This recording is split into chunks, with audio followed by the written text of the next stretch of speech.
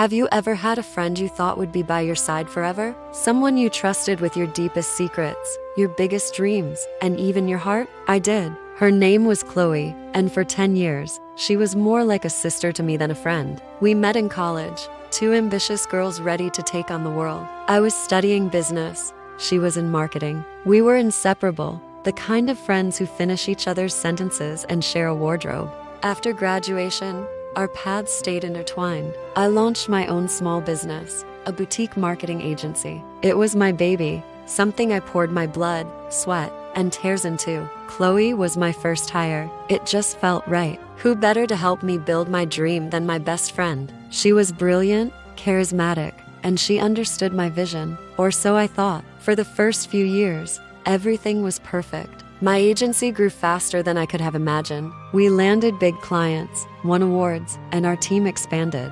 Chloe was right there with me, my second in command. I trusted her completely. I gave her access to everything: client lists, financial records, our strategic plans. Why wouldn't I? She was my best friend. We celebrated every win together, and she was the shoulder I cried on during tough times. She was even the maid of honor at my wedding. Then, things started to feel off. It was subtle at first. A missed deadline here, a client complaint there. When I'd bring it up, she'd have a perfectly reasonable explanation. She was stressed, overworked, dealing with personal issues. I believed her. I offered her time off, a lighter workload, anything to help. I was worried about her. I remember one specific meeting with a major client we had worked for months to land. Chloe was supposed to lead the presentation, but she seemed distracted, fumbling over key data points I knew she had memorized. We barely saved the deal. Afterwards, I asked her if everything was okay. She just brushed it off,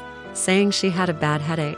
I let it go. I made excuses for her because I loved her. The real red flag came about 6 months later. One of our oldest and most loyal clients suddenly terminated their contract. It was a huge blow, both financially and to our reputation. They were vague, just mentioning they were moving in a new direction. I was devastated. I called a team meeting to figure out what went wrong. Chloe was oddly quiet. Later that day, I tried to talk to her about it, but she was defensive, almost angry. She said I was blaming her. That wasn't it at all. I just wanted to understand. Her reaction was so out of character it made my stomach turn. A couple of weeks passed. Then another major client left, and another. It was a pattern. I was in a full-blown crisis, working around the clock to stop the bleeding, trying to reassure my remaining clients and my terrified team. My dream was crumbling around me, and I couldn't figure out why. Through it all, Chloe was right there, offering support, telling me we'd get through it. She'd bring me coffee, tell me to get some rest, and promise to handle things. It was a masterful performance. The truth came out in the most brutal way possible. An anonymous email. It was from a junior employee who had just resigned. The email was short, just a few lines. It said, "I'm sorry. I can't be a part of this anymore." Check. Chloe sent emails from her personal account on the company server. My heart hammered against my ribs. It felt like a ridiculous, paranoid thing to do. This was Chloe. But the email had a ring of truth to it. With shaking hands, I had our IT specialist pull the server logs. What I found shattered my world. For over a year, Chloe had been systematically dismantling my company from the inside. She had been secretly meeting with my clients, undercutting our prices, and promising them better service. She had copied our entire client database, our marketing strategies, our financial projections, everything. She was feeding them lies about my leadership, saying the company was unstable and I was in over my head. The clients who left, she had poached them. She was building her own agency using the foundation I had built, with my clients, my strategies, and my hard work. The emails were damning. There were conversations with my clients, detailed plans, even messages with a lawyer about setting up her own corporation. The most painful part was reading her emails to another friend, where she mocked me.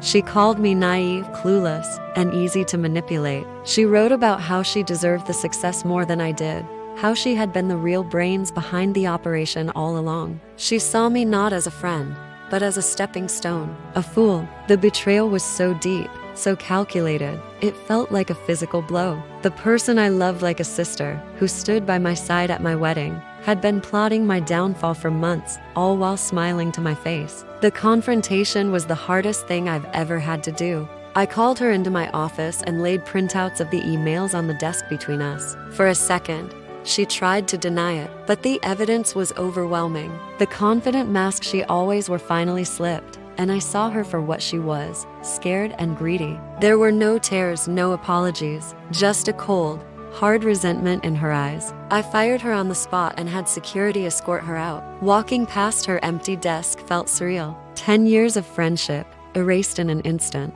The aftermath was hell. I had to sue her to get a restraining order to stop her from using my proprietary information. The legal battle was expensive and emotionally draining. I lost more clients before I could stabilize the ship. My reputation was damaged, and I had to work twice as hard to regain trust in the industry. There were days I wanted to give up, just sell what was left of my business and walk away. The betrayal had left a gaping hole not just in my company, but in my heart. I questioned my own judgment. How could I have been so blind? But I didn't give up. My team, the ones who stayed, rallied around me. My husband was my rock. Slowly, piece by piece, we rebuilt. We focused on our remaining clients, delivering the best work of our lives. We were honest about the situation, and to my surprise, people respected the transparency. We rebranded, came out with a new, stronger vision. It was a long, arduous climb, but 2 years later, my agency was stronger than ever before.